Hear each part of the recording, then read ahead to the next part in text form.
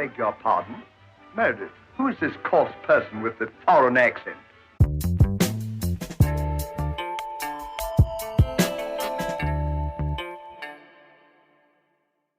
There's definitely a huge power gap and a wealth gap, and it's a bit of a shithole. And it's really, really sad. Hospitality was on point. Everyone was super nice to us. I didn't feel unsafe. And at the same time, the day that we were leaving, there were riots, Free Palestine riots. In the violence, 11 people got killed. Okay. Right, Racheli, you're back. I'm back. Yeah, what are we calling you? You're our resident adventurer and physical hero of challenges and adventures and all this. What do you want to be called? Hero. Is that a good word? Great. We need more female heroes. Just add me to the lineup of Catwoman and Wonder Woman. Yeah, I would have said heroine, but I don't know why female superheroes have to be associated with that terrible drug always, so. Fair. Yeah. All right. You did something interesting. Was it like a physical challenge thing? Like a race? What was it called? No, I'm training for a race. You're training now for the race. Yeah. Okay. So what are the different parts of the race? What are we training for? So I'm training for a HYROX race, which is a CrossFit running hybrid race. It's going to be in Australia next month, and Australia is one of the world competitions. So those that win Australia in Melbourne qualify for Worlds, which is super cool and probably not going to be me. Well, it's not about winning, is it? Well, for me, it's not about winning because, as I spoke on the last episode, I suffer from endometriosis, and high intensity training triggers a lot of inflammation, which causes me to have pain. So this race is more me proving that I can more than anything else. I understand that it's all indoors. It's a shame in Australia, isn't it? You got beautiful scenery. Yeah, but the point is that you want to keep it, flush across the board. So anybody, no matter where they compete, they want them to have the equal opportunity to complete the stations in the same type of atmosphere so that someone that's training, let's say in Australia, doesn't have an advantage or disadvantage to someone that competes in, let's say, Berlin. I mean, they have a disadvantage in the sense that if they're in Australia, they're much more attractive than other human beings. Obviously. That's the main disadvantage. But wait, I want to tell you how crazy this race is, okay? So it's 8 functional fitness exercises performed after a 1 kilometer run for a total of 8 kilometers and 8 workout stations. So essentially, the buzzer goes off, you run a kilometer, and then you do the skierg, which is like you hold 2 handles on ropes and you have to ski for 1,000 meters. And then you run a kilometer. And then you do a sled push, which has 102 kg on it. And then you run a kilometer. And then you have to pull the sled with that 102 kg. I think it's about 100 meters each.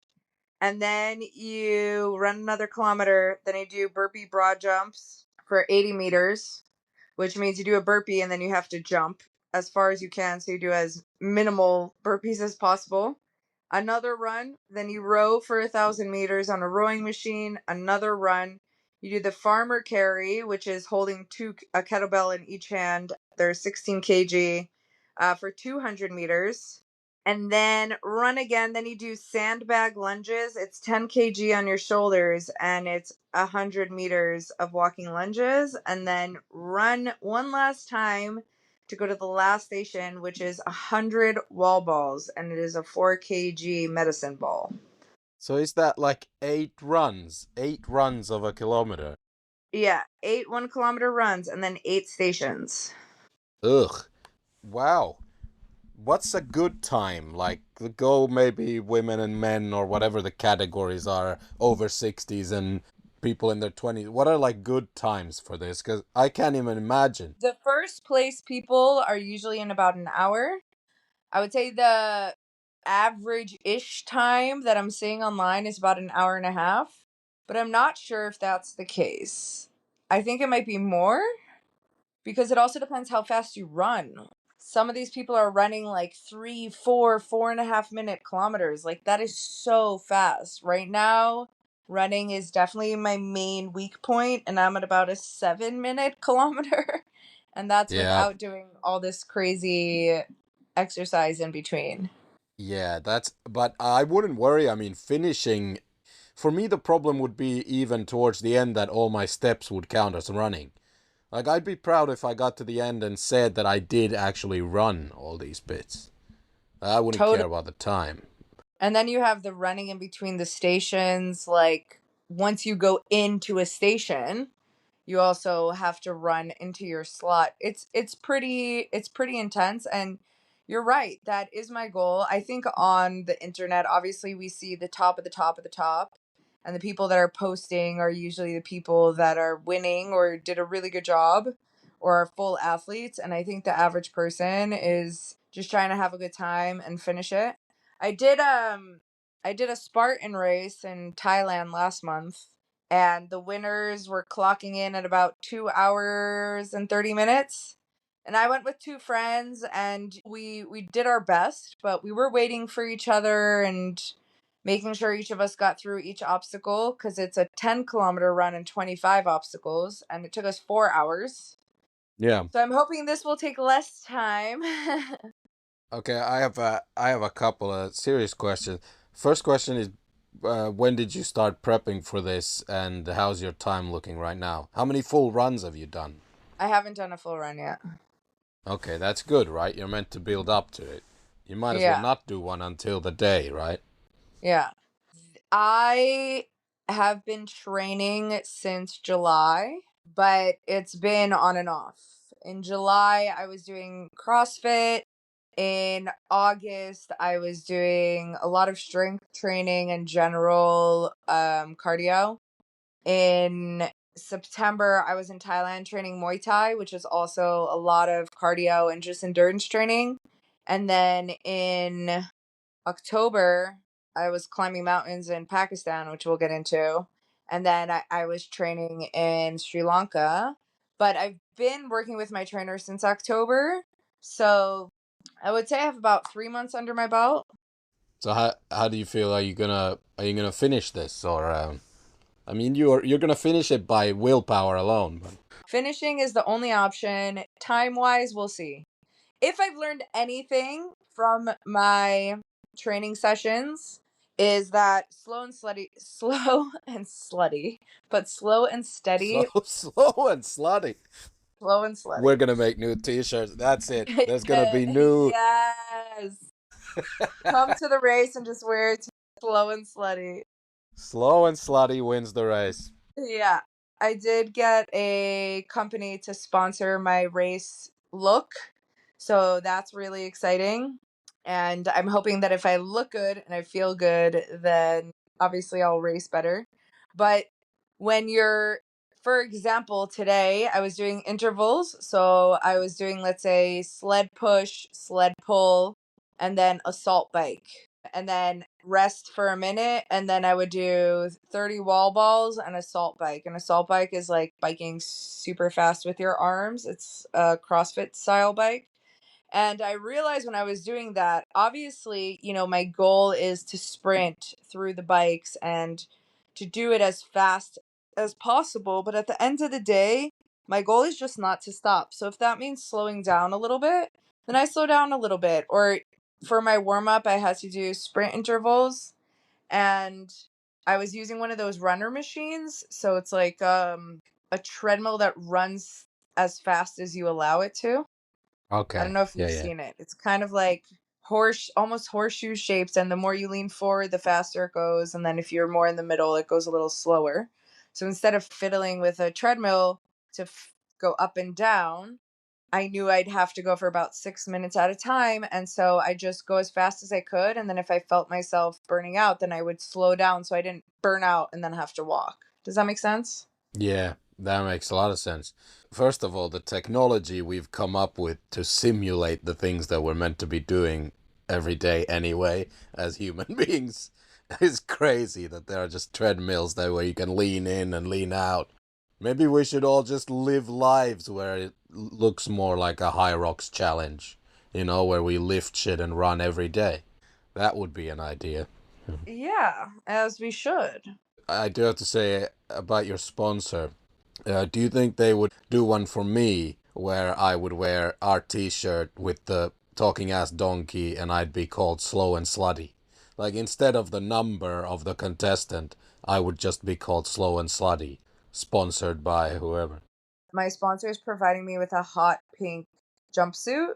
It's like a workout outfit and then a couple of other outfits. So as long as you are prepared to wear a hot pink jumpsuit, we'll print your logo on it. Absolutely. Okay, great. 100%. As Okay. long as the word slow and slutty are taped somewhere. Amazing. Yeah. Like straight across the ass. We'll have talking ass, slow and slutty. Yeah, I love it. I love it. This is a hit already. Now I just need to decide a competition that I'd go for. Next year we'll do a marathon together. I might do chess with the slow and Yes. slutty hot pink leotard, a chess marathon of some kind. Yeah. Okay, that works. But why are you doing this in the first place? That's a very good question. One of the reasons I was able to get a sponsor is because I have started a fundraising campaign to raise money for endometriosis research. So actually, HYROX, the brand, has, because it's become quite popular in the last year, they have actually allocated a amount of tickets that are a little bit cheaper than the actual ticket. And you are required to raise money for a charity of their choice. So it's called Race for Impact. And me and my friend, we bought those tickets. That way the tickets were cheaper and we had to raise about $300. They have a couple categories. Obviously, the category I chose was women's health. So I'm raising money for them. And as many of my friends know, every year on my birthday, I choose a big activity that I'm going to do. Last year, we spoke about it. Last year, I motorcycled across Morocco to raise money for charity. And so this year, I'm doing this. So instead of sending everyone to donate money on the Race for Impact website, I opened up a GoFundMe. And that way, anything over the 300 mark, I can donate to the Endometriosis Foundation of America and start raising even more money to finding a cure so that no one else has to go through this. And obviously, as a person that has endo, I want to show people that there is life, even there's joy after the pain. That even if you get a really bad diagnosis, even if working out causes inflammation, whatever the case is, I think there's a lot of misconceptions. We already know doctors are very ill-informed because there's just not enough research being done. And their initial response is usually, hey, you need to stop working out, you need to rest, you need to just do some yoga and calm your nervous system. But for some people, especially people that are hyperactive or have a lot going on, or even just having the disease which causes so much trauma, you need to move that energy. And part of moving that energy is learning how to come back to your body. And one of the ways to come back to your body is through high intensity workouts or training for a race, just getting that mind over matter mentality where it's not even just a physical race, it's the mental race of this is so hard and so challenging, but I can do it. Yeah. I'm a big believer in mind over matter to the point where I think stupidly as well. You know, a couple of years ago, I got into this fad of doing like physically. I mean, everyone has their own level of what is physically hard, right? Totally. I'd been a slob for 10 years, right? I served in 2 armies when I was a young man, and then just grew my hair out and just became a slob for for like a decade. And then I had like this winter a couple of winters ago where I was like, I was gonna have a baby and stuff, and I thought, fuck, like, is this really what I want to be? Like, I've already worked from home for years. Do I just want to be a slob who eats at restaurants and watches TV? And I thought, well, I haven't actually done anything difficult in years, right? But I didn't do any prep, right? I was just like, right. First thing I decided was just, okay, give me a crazy distance and I'm gonna walk it. Okay. Yeah, like since I was in the army, I hadn't walked. Like, why would you? After you've been forced to as a young man for a few years, Right. you're not going to, right? So you don't want to have a blister ever again in your life, or back pain or knee pain or whatever. So I was like, all right, I wonder if I can walk. The distance was from home from another city, and everyone around me, they've only known me as like a overweight slob. Like they don't know that there is like a soldier. yeah, also kind of mentally fucked up where if I decide to do something, I'll just do it.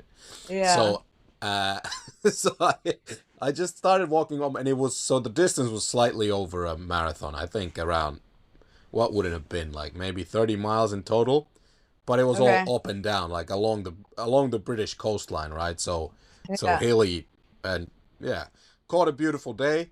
And whatever, I finished it. The time didn't matter because towards the end I actually slowed down because I started fearing that I'll break something. Okay. I had made decent time, and then I got closer and I thought, well, okay, I can clearly do this. Therefore, I should probably give my knees and joints a bit of a break and slow down. But it took me maybe 7 hours, whatever it was, like a full day of walking. And I thought, all right, well, and I did it for nothing, right? Just for myself. And that's faster than some people's marathon time, so. Yeah, I guess so, because a lot of people are like disabled and still do marathons. So I beat the. Goodness gracious! Yes, you're right. Maybe I beat the like person who's doing with on one leg or something, right? And I thought, by the way, then I got like dumber and dumber. I did a few of these. Then I thought like a crazy number of push-ups in a month. Like, what would you consider to be a big number? Like, you do physical stuff all the time, and everyone can follow you on your socials and stuff. That we'll put the links in the description. But there's a lot of CrossFit and physical stuff going on, right? At this point, I was doing nothing for like a decade, right? Let's say 100 a day, so like 3,000. Okay, so my thinking is different, right? So I had been doing nothing for a decade, so I went for 10,000. I was like, what would happen 10,000 push-ups? Did you do it? In a month?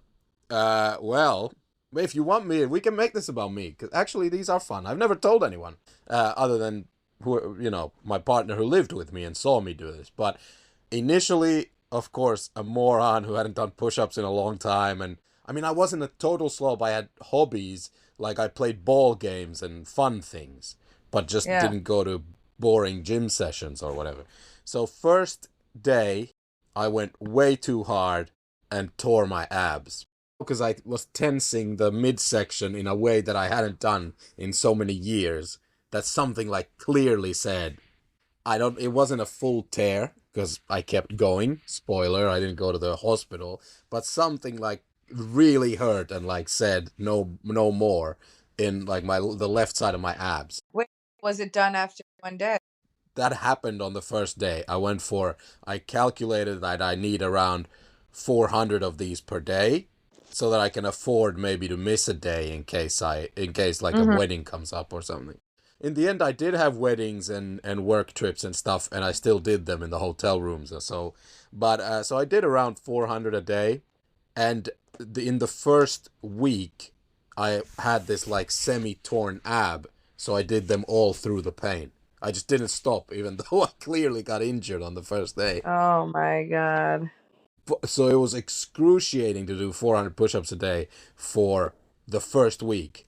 But then, after I did that, somehow the abdominal issue healed, and now I had gotten used to the movement.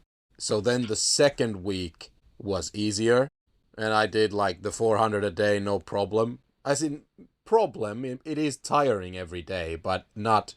The first week was like brutal because I was doing it half injured and, having not done it in years. But then by the third week, it got to be a really boring challenge because push-ups is a motion that your body just gets used to. And then it was just like it became a chore. I had no problem by the end of the third week and the final week, I had no issue doing 400 push-ups a day. That's wild. One session from like basically a decade of inactivity on the calisthenics front or whatever, the gym going front. But that's just a testament to slow and steady. That Yeah. eventually, even if I look at myself now and think, I'm not ready for this race, if I would have tried to do this even 2 months ago, it would have been much harder. And even though I was struggling through my workout today and sweating and heaving, it still felt easier, like I could have kept going. I heard a really good quote the other day that dopamine as a from an immediate reward, let's say dopamine from eating something or going on your phone, is not real dopamine. The actual dopamine is the pursuit of purpose. Yeah. And so, what is actually giving you the high is the consistency over time of committing to something towards a greater goal. And that's why so many times people reach their goal and it almost feels boring, or they have some sort of crash, almost like, a come down from heroin, if we're talking about heroin, because the dopamine was actually in the pursuit of the purpose. And so I think that's just such a good lesson, that like consistency over time, doing things that are hard, proving to yourself you can, and our bodies and our minds are adaptable. And so I used to hate when people said, you're in charge of your destiny, you're in charge of your life, blah blah blah. And it would get me so frustrated because I'm like, I feel like I'm always working at my life, like I just want to break. And then when you realize that that can mean anything, and if you want it to be enjoyable, purposeful, exciting, whatever the case is, like that's totally up to you as well. Yeah. The one thing you also learn is that it's bullshit. Okay, one push-up everyone can do. Whether it's gonna be a knees down push-up or a pure plank push-up, whatever you want. Everyone can do one push-up somehow. And everyone has 400 moments of 5 seconds in a day where they're doing nothing. So initially, to get it, you could start by just doing sets of one if you can't do more than one at a time, and just drop down 400 times the first day and do one. So you won't Mm. get hurt, you won't even feel it, like whatever. And towards the end of a month, I think everyone's just gonna, you can be a machine and do sets of whatever is impressive. Some people, like I graduated to sets of 100 towards the final days. That's insane. Yeah, I had like Dolly Parton tits. And as a young man, I was doing sets of 100 when I was fit, but now I'm still like a fat guy, right? But I think that is also an unspoken advantage, because our bodies have muscle memory, and the basis of things we learned when we were young will carry us into adulthood, and we will have an easier time going back there. For example, I recently read a story of a 50-year-old woman who got into dancing and made it onto Broadway at like 52 years old. And she wants to share her story and for it to be inspiring. And what she only mentioned at the end is that she had danced when she was younger. And so she has a huge advantage to anyone else. The average person at 50 is not going to make it onto Broadway because she has that. Even if she was 10 years old or 20 years old when she was dancing, her body remembers. She, at a certain point in her life, knew how to be that flexible and that strong, knew how to follow choreography, knew how to perform in a studio. Someone that's learning it for the first time at 50 might have a very much more challenging time. And I'm experiencing it as well, where my body conditioning, I've been getting a lot of comments on my body, which usually would be extremely unacceptable in my eyes. But it's been really nice for people to comment on my physique and notice that I've been building muscle mass. Literally today, my physiotherapist asked me, he's like, how do I get muscles like you? And I said the truth, like, not only am I in the gym for around 2 hours almost every single day, but I've been training since I'm 24. That's over 10 years. And so even if my training schedule has looked different in the past couple years, I have this body muscle mass memory that my body remembers from when I was young. And so I'm going to have a much easier time putting on muscle in my 30s because I have that foundation. And so I think it's the same for you. Yes, someone that takes on the challenge might be a beast at the end of 30 days and 400 a day, but they might have a different setup than you because you at some point were able to do 100 a day. You know what I mean? Yeah. And I agree with you about the body, but yeah, most importantly, I think the mind remembers. Even if you've had an injury or you've been a slob for years, you're still the same person. So it is an advantage if you've done something when you were young that was Mhm. hard, then you kind of believe in yourself. And this is all sounding like an argument for like conscription, so that all young people go into military or something and force themselves to do physically hard things. I'm not saying that. I'm saying if you did do something as a young person, whether it's physical or just, I don't know, learning a language or playing chess or whatever, Mhm. you will, even after a 10-year break, you'll have this belief that I used to be good at this. Therefore, you Mhm. go into it more confidently, and that takes care of the first 20 reps at least. Yeah.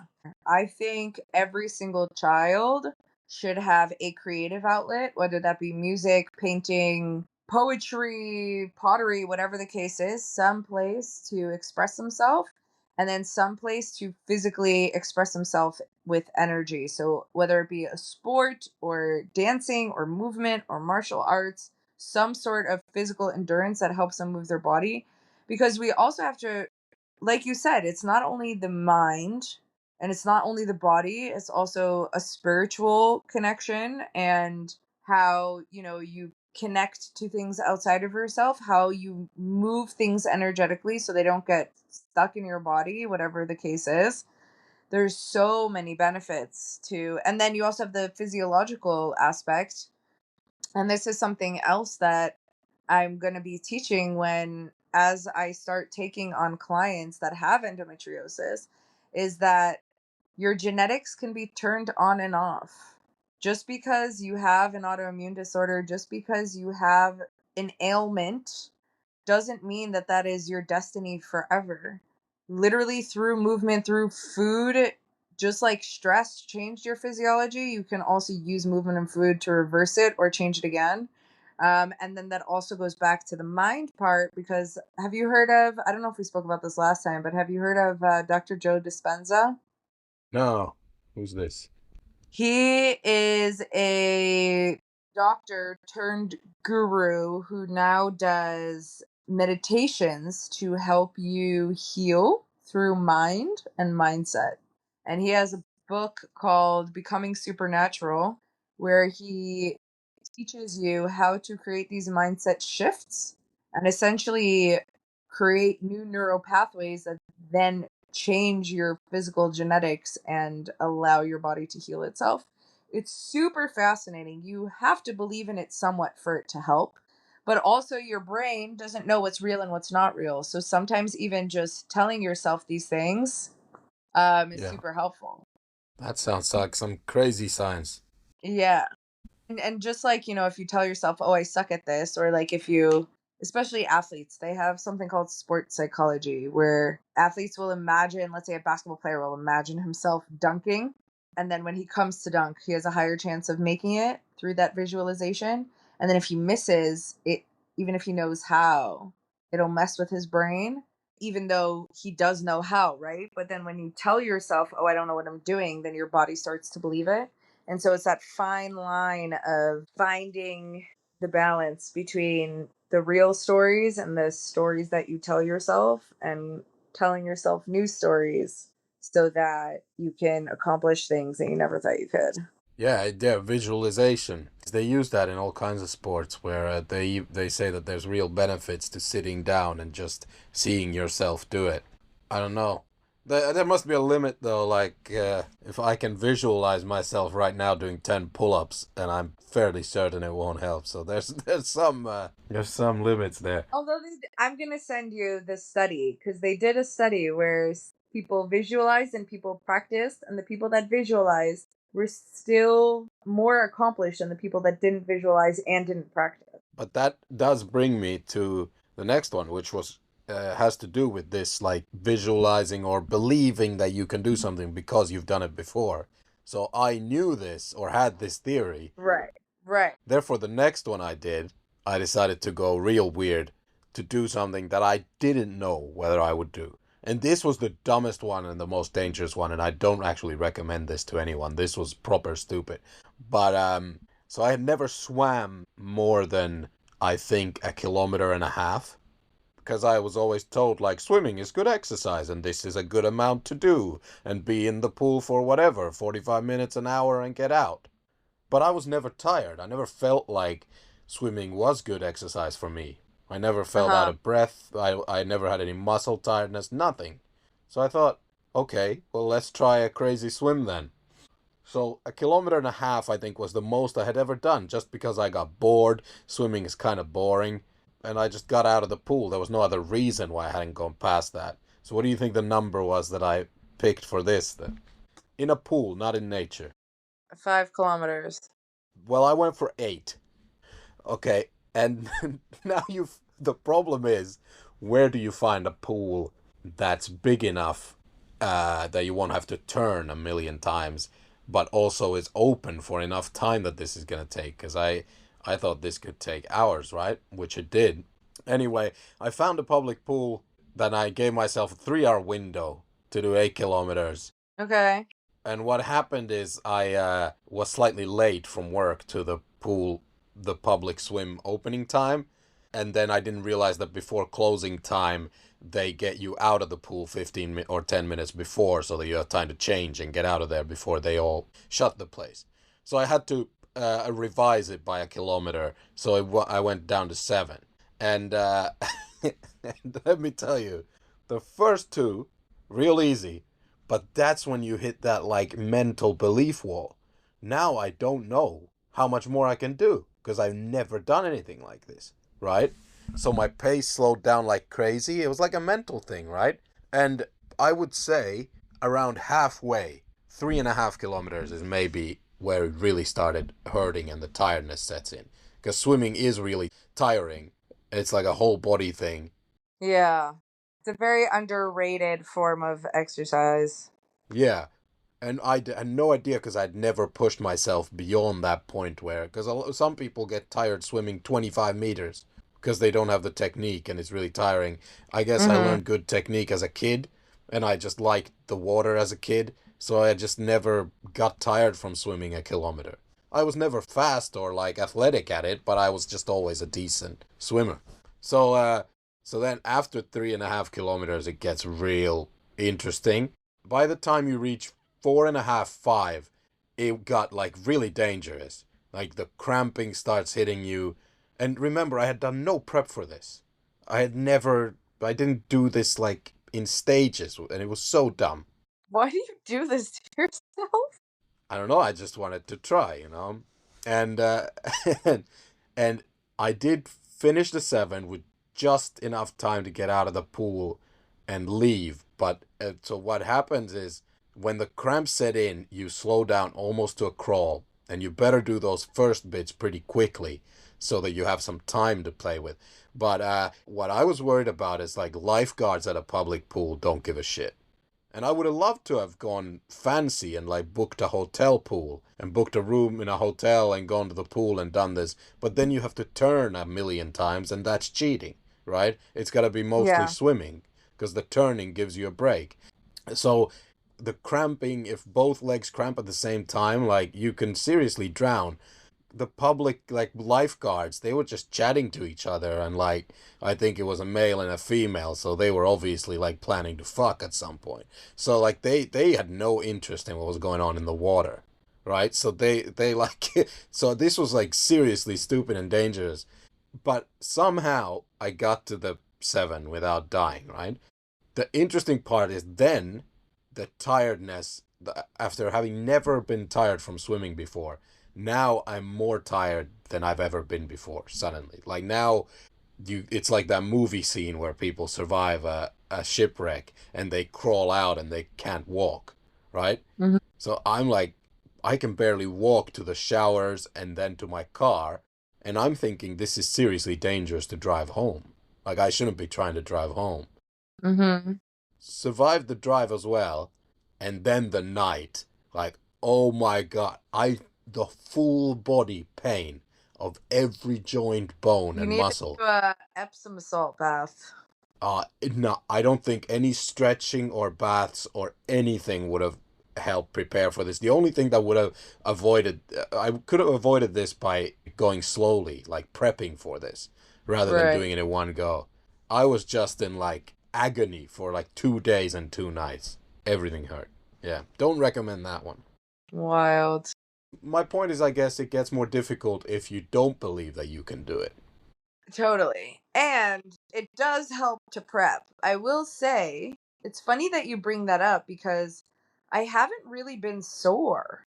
I remember when I first got back to Bali, my first couple training sessions, I like couldn't walk out of the gym. And I've been working out pretty nonstop and I've been okay. I am dealing with a little bit of hip pain, but we're okay. Yeah. Yeah, you need to avoid injury as well for this challenge. That's another main That concern. is true. How are you doing with the pushing of the sleds? I always liked that one. That's easy. It's all willpower, that one, I feel like. It actually helped last month. I was in Pakistan and we were in the north. And Pakistan is the home of, I think, I should probably check that. Five, I was right. Five of the world's 14 tallest peaks are in Pakistan, including the second highest peak, which is K2, and then Gasherbrum 1, Gasherbrum 2, Broad Peak, and Nanga Parbat. And they're in the Karakoram range. And Nanga Parbat is in the Himalayas. And that's where we were. We were in the Himalayas. We were in Fairy Meadows and like Hunza Valley and all around the Himalaya mountains. And we actually hiked almost fully to Nanga Parbat base camp. We couldn't go up the glacier because it had already started snowing in October. But yeah, we managed to get to the like parallel peak across from it, like across the glacier, 5,000 meters. And I would say hiking and climbing definitely makes your legs a different kind of strength that prepares you for all things sled push and sled pull. Yeah. Again, something we should just be doing, I guess, as humans. 100%. Yeah, I don't. I'm a hypocrite. I don't. Well, yeah. Hiking is very underrated. I think not enough people, even if you on the weekend go out for like 2 hours and walk up some hills and see some trees, your life will be way better. Obviously, hiking these mountains, I wouldn't say my legs hurt that much, even though the guides are, without guides, we wouldn't have made it. There's no trails. They're just like, here is the mountain, start going up. And then they're like, go in between those trees and around that rock and you'll get to where you're supposed to be, which is crazy. But the hardest part was I felt like I couldn't breathe. Like people talk about low oxygen and it affects everyone differently.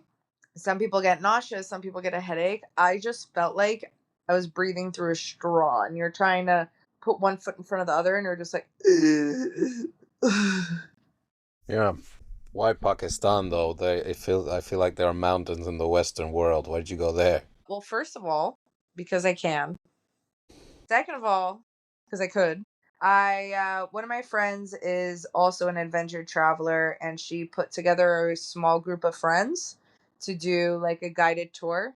Pakistan just opened. It used to be $250 for a 5-day visa to go to Pakistan, and now they have opened e-visas, I think, to 126 countries. And so almost anyone can go. And I had this opportunity to join a group.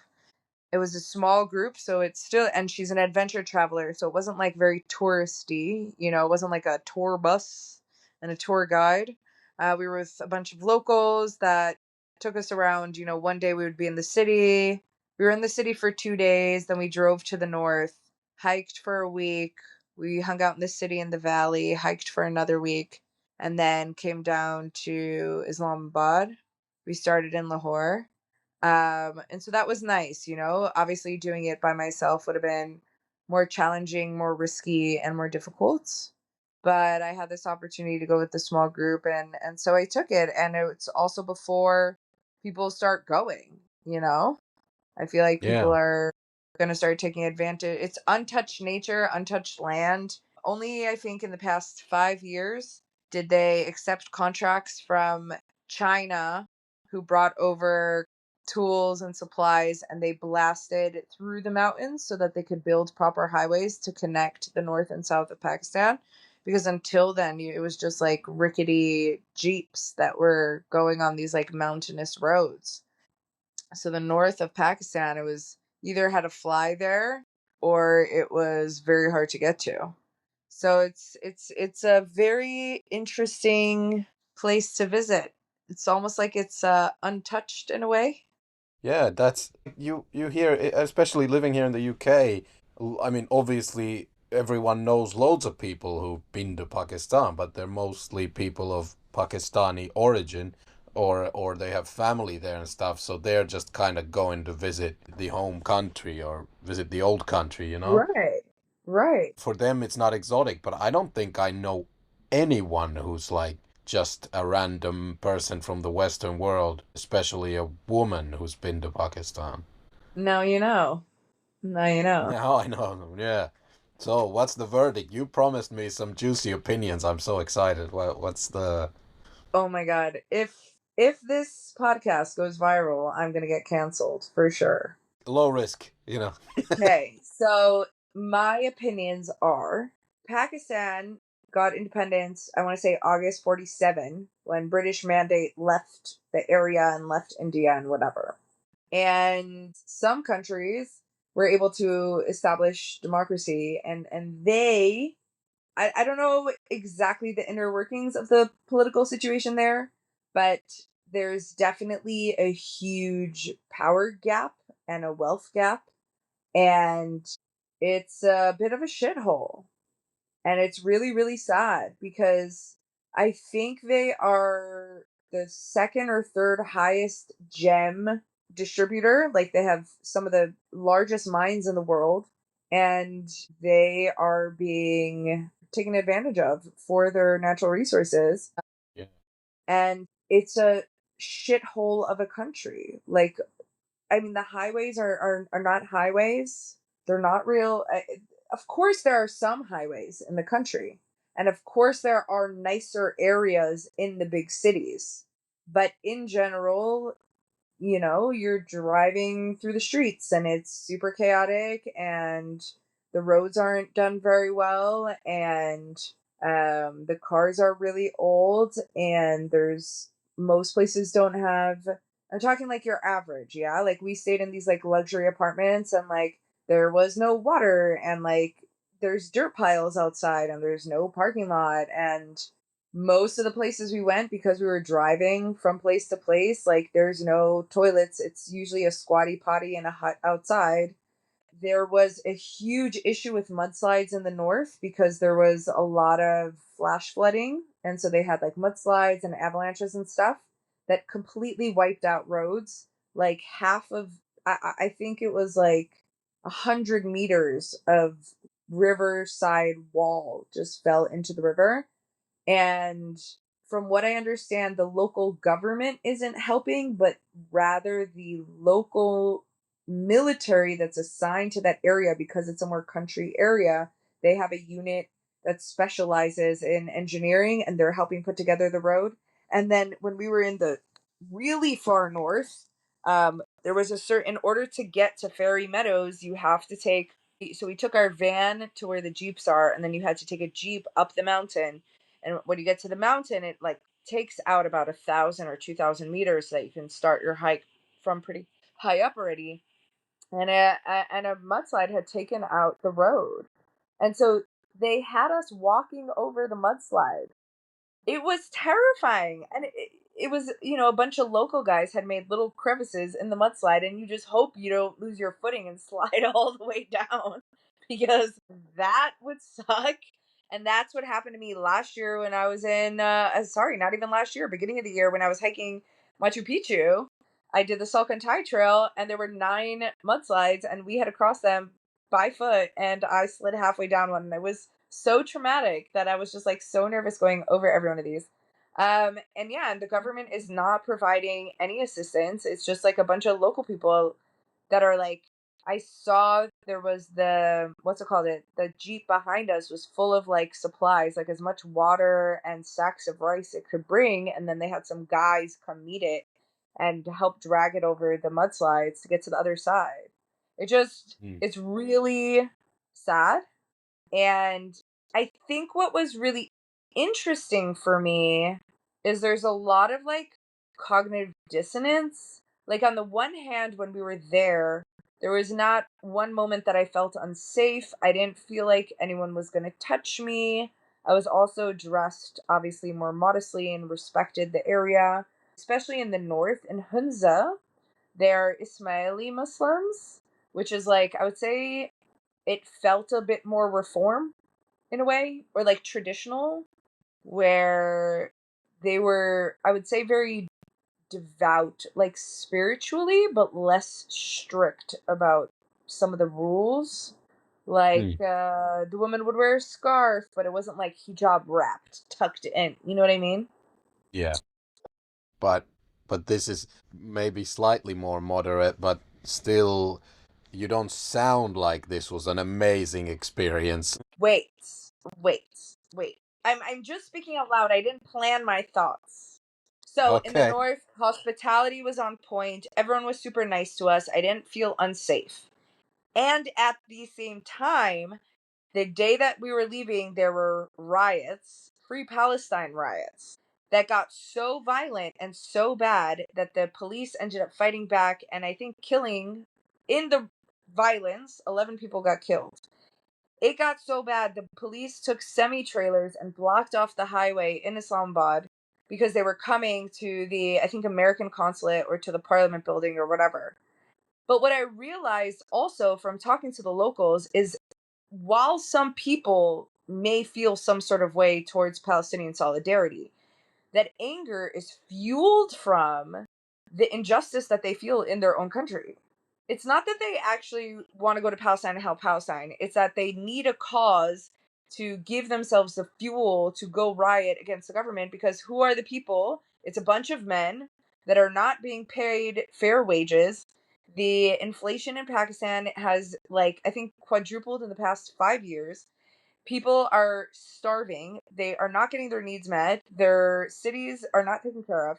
But then here's where the like cognitive dissonance is that when I have posted videos about Pakistan online, everyone is so patriotic and so obsessed with their country, and you can't say one bad thing about their country or else they will come after you. And you can't imply anything bad about the country or they will come after you. And also, we have heard plenty of stories, especially in the UK, of people, Pakistanis, doing honor killings to their daughters, whether taking them back to Pakistan and killing them. There have been honor killings in the UK for girls that weren't wearing their hijab properly or got a boyfriend or doing anything that's like considered haram, right? And so, on the one hand, I had a good experience and people speak so highly of the country, but on the other hand, there's a lot of like deep fundamentalist beliefs that are very, very dangerous, in my opinion. Yes, what you said about that doesn't shock me. That, of course, in that part of the world, actual local problems are the government propaganda whips up the people to blame the Jews and the Americans for everything. That's perhaps unsurprising. You obviously didn't tell anyone there about the Jewish or Israeli connections you may have, but you did have to tell that you're an American person, right? Yeah, I was there on my American passport and I downloaded a new WhatsApp number on an American number. And I was Ray from New York. And I question how different my experience would have been if people knew where I come from. I'm not sure we necessarily would be here talking about it. But even Americans, there are travel warnings still to Pakistan. I mean, there are a lot of different organizations that still have pockets of power in the mountains and can kidnap you and stuff, right? Yes, and yes, and I think travel warnings are sometimes political, and there's travel warnings to Mexico, and yet Americans usually, if they are going to travel, only travel to Mexico. When I was traveling to Morocco, there was a travel warning. People just need to take into account what is within their capacity. I've traveled to 70 countries by myself.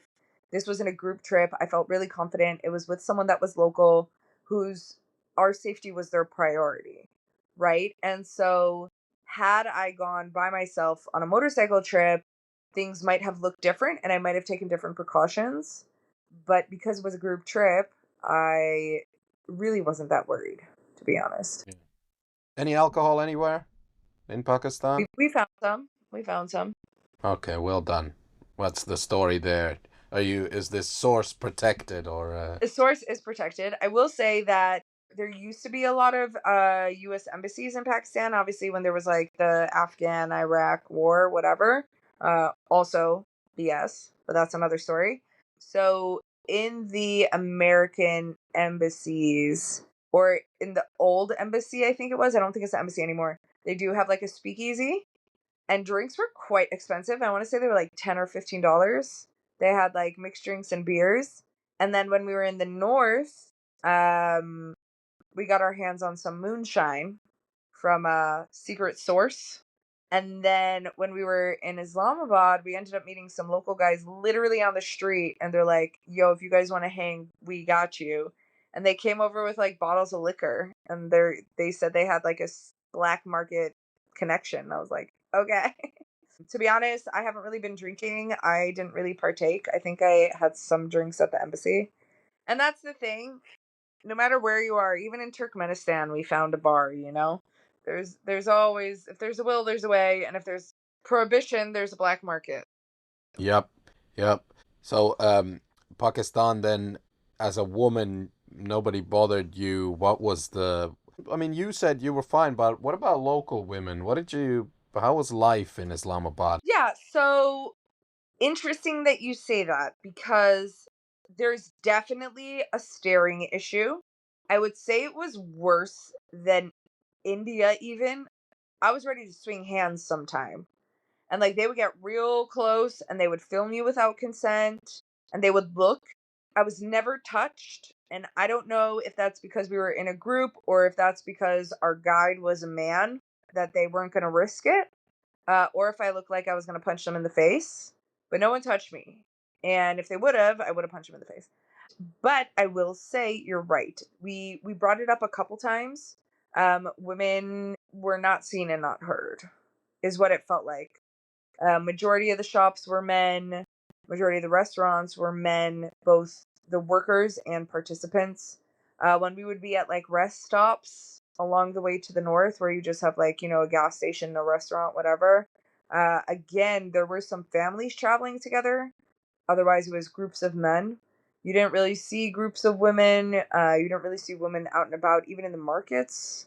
We tried asking questions, and it was very interesting because the story we were being told is that, like, for example, we went to the Hunza soccer football league tournament, and you walk in, you have to walk behind the men halfway down the soccer pitch, and then there were these like stone steps that were the bleachers where the women got to sit.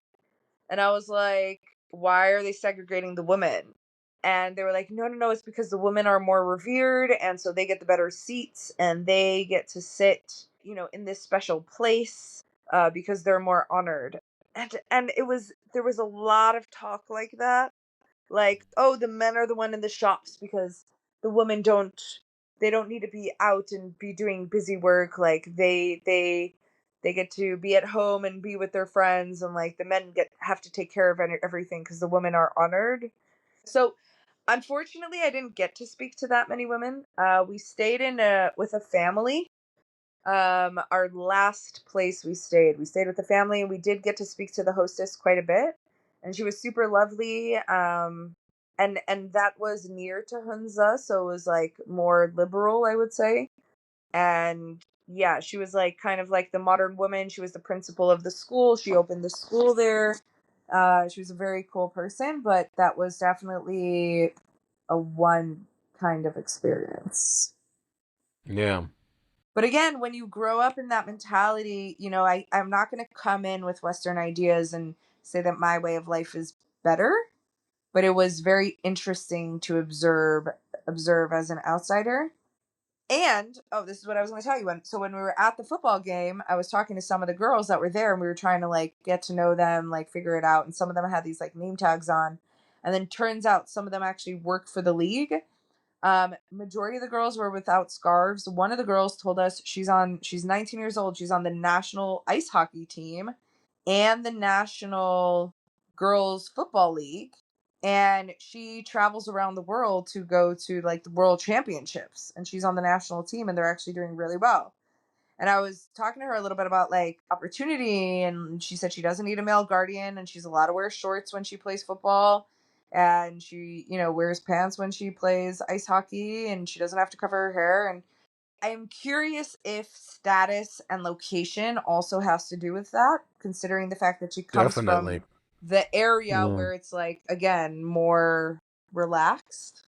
Yeah, and in all these places, like several things can live at the same time. Like for Totally. example, it's perfectly possible that Pakistan wants to, as an element of soft power and promoting tourism, wants to get more into women's sports, and they want their women to look free and maybe even attractive and all that while they're doing it.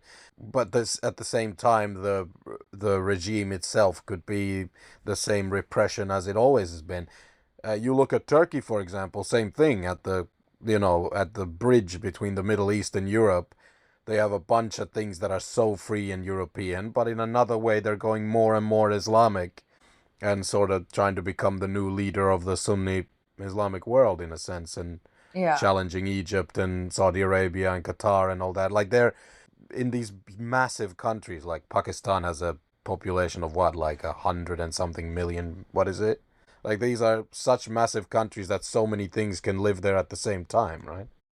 Yeah, it's 250 million. And I think what the US is 350 million.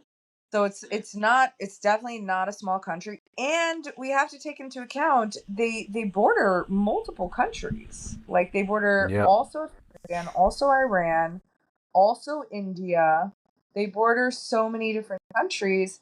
We met a couple from Karachi, which is the southernmost coastal town, and people were telling us, "Oh, don't go there. It's full of crime and rich people because that's where like their Hollywood is and that's where their films are." And it's also the beach town, right? So it's warmer. So then sometimes if you meet people from there, you'll also get again a more modern Pakistan a person because of where the city is and how it functions and what it creates. So yeah, there's like the fundamentalism of the country itself, and then you also have where you live in the country influences how you operate, and then you also have the class system. So whether you're from a more elite class system, obviously you have more leeway, and then if you are from a lower class system and you're just surviving, a lot of times people in a lower class are more fundamentalist.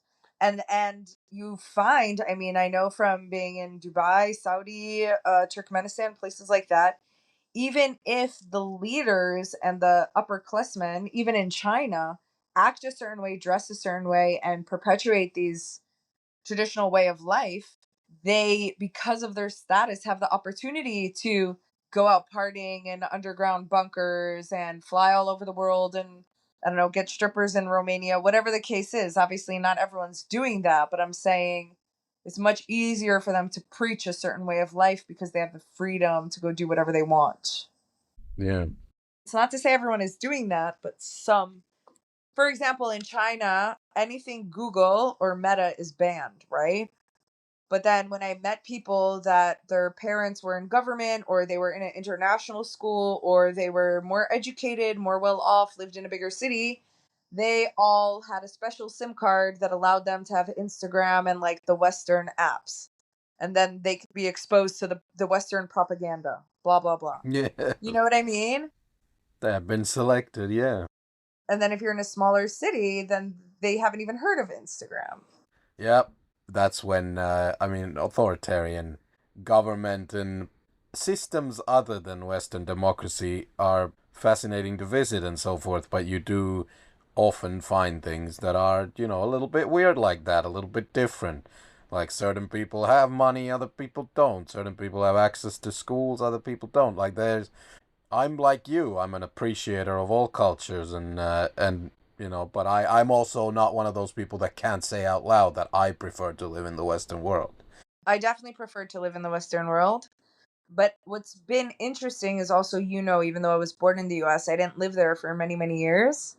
Coming back, I see similarities. Americans, just like Pakistanis, think, the US is the top of the world.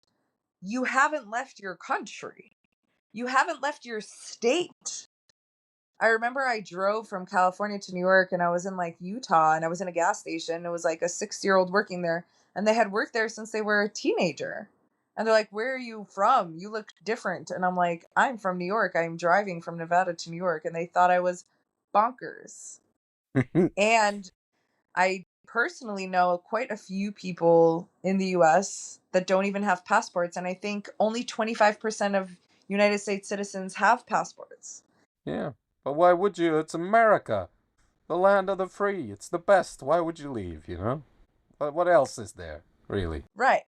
What I'm saying is you can enter into this mentality if you don't broaden your horizons and you're only getting information from the internet, no matter which country you're in, Mm. you're susceptible to be influenced by whatever you're exposed to.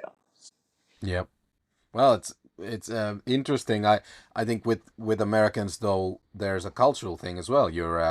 It's a winner's society. There's this confidence, this like very, I don't know, endemically American confidence that you're taught. Maybe you're taught in schools. I didn't go to school in America, but maybe you're taught. Maybe there's some propaganda telling you that you're the number one best thing ever. But also there's like a cultural belief in that. Yeah, I'm the best. I can be the best. And I actually admire that a little bit, you know. The American Totally. arrogance leads to some good things as well. People like to win in America. Yeah. The problem might be that the loser ends up dying and nobody cares for them, but, you know. I do see that pattern. I think even here in Bali, where my community is super international, doesn't matter if you're from Poland, from Morocco, from the UK, from India, I still find that people are super patriotic no matter where they're from. And it's fascinating. I want to finish on a positive note about Pakistan before you tell us a little bit more about Endo, but I imagine the food was amazing in Pakistan. Yeah, Did you have a mango? Because people have told me that Pakistani mangoes are like exceptional. not remember having mango. Ah, To be shame. honest, a lot of our food was curry and rice and roti, but I don't know how to explain to you that the roti is made fresh every day and it is so good. It's like a flatbread. It's like a pizza crust. It is so good. In the north, we had a yak burger Wow.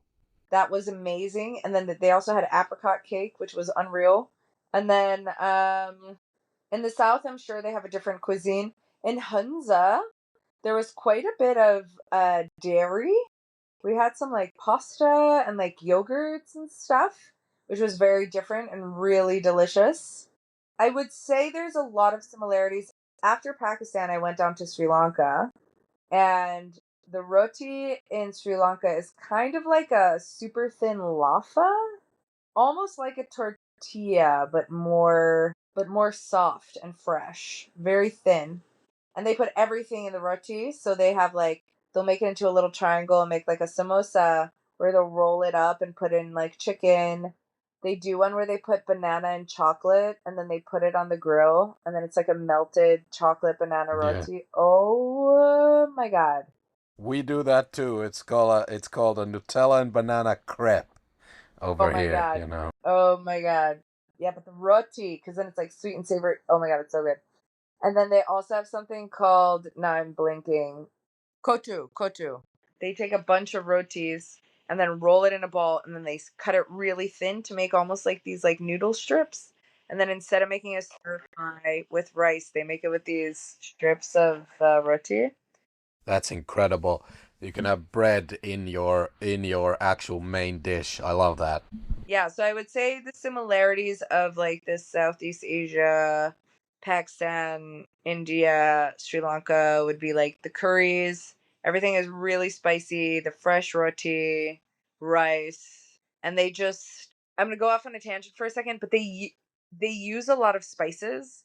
And what I think people don't realize is when you use cumin, coriander, turmeric, fennel, and a lot of the other spices that they use, especially when mixed together and when cooked, these actually help boost your immune.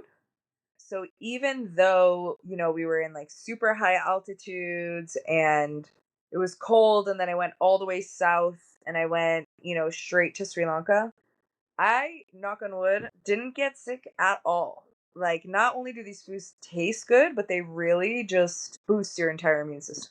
Even though it's fried stuff, like they always say that fried stuff is what gets you abroad, and boiled is the safest, and then oven cooked is the second safest, and then No, but we didn't eat deep fried. A lot of it is like wok fried.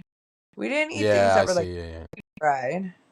yeah. So the cooking oil is what often gets you and what makes you really sick. What's it called when they don't recycle the cooking oil because it's Yes. expensive? Or yeah. There were definitely some people that were having some issues.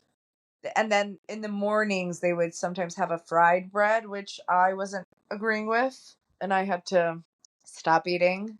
But in general, the food was, everybody's digestion's different, so not everyone can tolerate it all. Yeah, cool. So from Pakistan, we went to Sri Lanka, and this brings us back to your endometriosis propaganda, which we support here. Let it spit. What? First of all, personally, where are you with the pains and the? Yeah. So what was interesting was when I was on the hikes, there were quite a few days that I had pain, and then when I got to Sri Lanka, I was just done. Like my entire body shut down. I think for a full week and a half, I was depressed, my brain felt like it was breaking. I was tired. I was in so much pain. And I started doing some research because I was like, what is going on? And then I realized I probably need to go off gluten again. Like all the roti was probably creating more inflammation than I realized, even though it wasn't causing immediate pain. It was probably like residual inflammation. And then have you heard of barometric pressure? Yeah. Well, that's in the mountains, right? So barometric pressure is the amount of physical pressure and gravity that is being put on our bodies depending how high we are from sea level. And when you have an inflammatory issue, the change in barometric pressure, even when you're, let's say, taking a flight, can severely impact your inflammation. And so I didn't realize because I was like, oh, every time I fly, I need like 3-4 days to recalibrate. And I didn't realize that's why. And so because I went from 5,000, when I was in Pakistan for almost 2 weeks, I was between 2,000 and 5,000 meters. And then I went to Sri Lanka, where not only was I going from freezing temperatures to boiling temperatures because it was hot as balls, but I was also going back to complete sea level after being 2 to 5,000 feet. My body just went into total shock. It couldn't handle it between the food and the elevation and the weather. I was in so much pain. And I will say now that I'm back in Bali and I'm making my own food, I feel great. But the reason I went to Sri Lanka was one, just to chill after the mountains. I actually took up surfing, learned how to surf. I'm very bad, but it was fun. In Sri Lanka. In Sri Lanka, there's a huge surf scene. Wow. It's another country. I'm gonna go ahead and say this is another country that myself and all listeners know nothing about.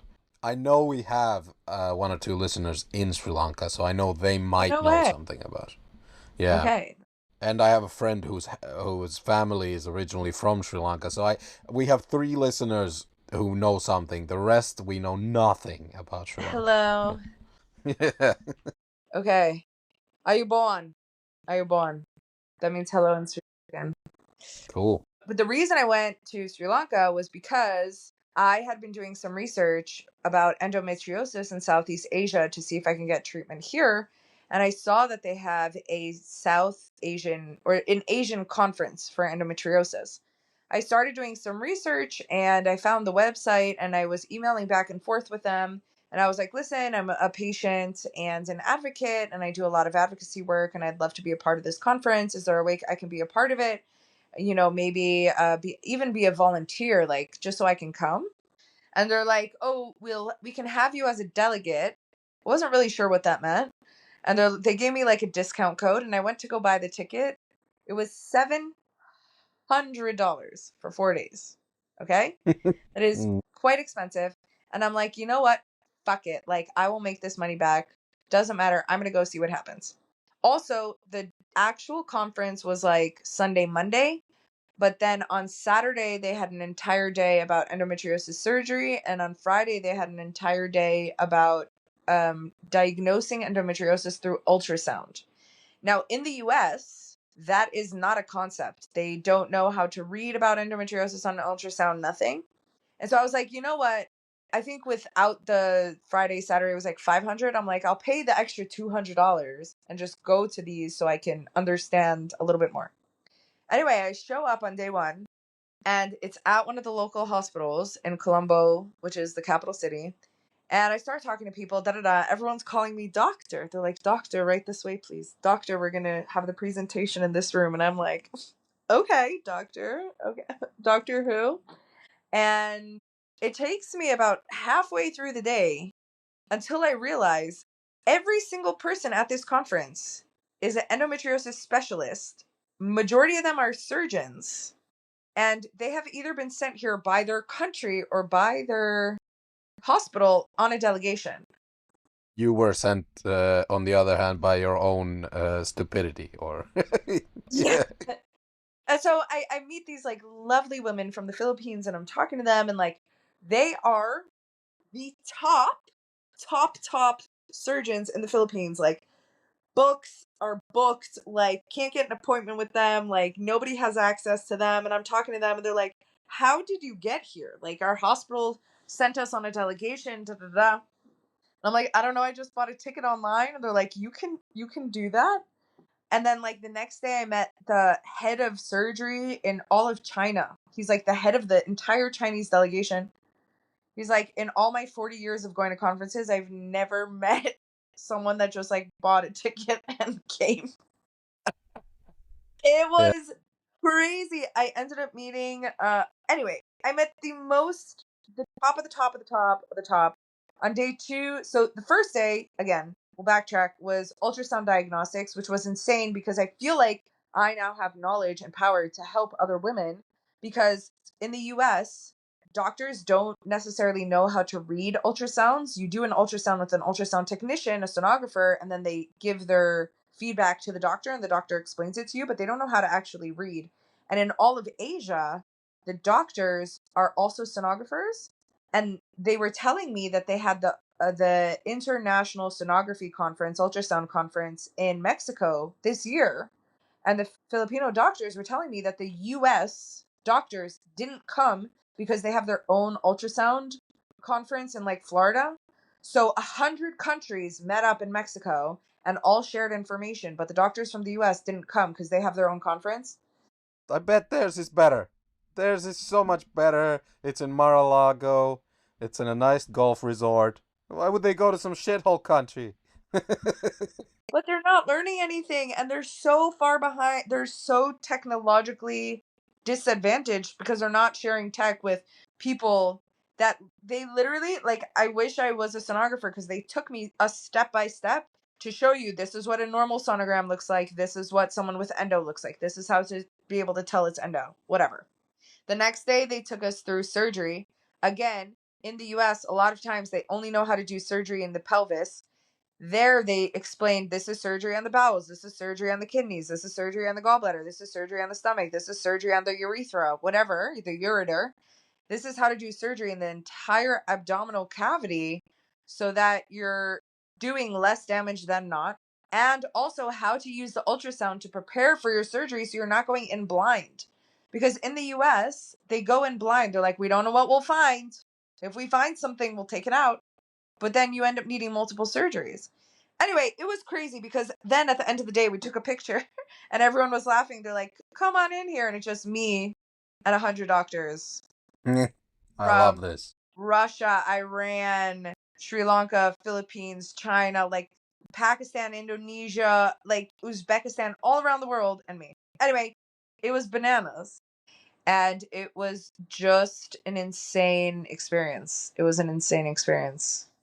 I love a good Gonzo story where you go in and you're part of the story, you know? Buy a ticket, just go sit there. And people, if I were you, I would have gone deeper and just never mentioned that I'm not meant to be here. No, but here's the thing. I wanted to see what I could accomplish. So, two things happened. One, I got connected to the head of the World Endometriosis Conference that happens every 2 years. And she wants to bring me as a patient advocate and speak on that like middle ground. And who knows, I might be getting flown out to be at this conference. So that's option number one. And number two, I got myself an appointment with the head doctor from the Congress who happened to be Sri Lankan. And I went to his clinic at the local hospital. And I was like, listen, I'm almost 2 years post-op. I still have pain. Can you at least do an ultrasound before I do another surgery and tell me like what is going on? Because he specializes in ultrasound. And I'm like, in the US, they keep telling me I need to do surgery. He did an ultrasound and he's like, okay, I see you have adenomyosis, which is inflammation of the uterus, which there's not much to do. And he said that he sees that I have endo growing on my left tendon that connects my uterus to my pelvic sidewall. And he's like, that's why you keep having this like hip pain in your right side because you have endo growing there. And so for me, it was a win-win. Like I got exactly what I needed, you know? I love it. So, what is the plan now? You have this advocacy angle, and then you also have the HYROX training. And like, are you gonna be like an endo specialized fitness coach, or what's the Yeah, big that picture here? is exactly my goal. I have opened up a second page. It is called Ray Travel Fit, but I will probably change it. And it is focusing on pleasure after pain. So, really helping women, specifically with endo, but anyone that has a chronic illness, to essentially, yeah, come work with me and do the work. We're going to focus on a mix of everything that I know to have worked, that I have learned both in my practice and traveling around the world, which is a mix of nervous system regulation, focusing on food, moving your body, and really, instead of getting stuck in the mindset of I am a sick person, rather, what are steps I can take to make my body healthier and then make my body work for me and find joy in living again. This is fabulous. Hey, we'll put any links you have to all these things in the description, and everyone can find them there. What else? Your socials and your sponsor. We'll put all those links. When is the HYROX challenge, by the way?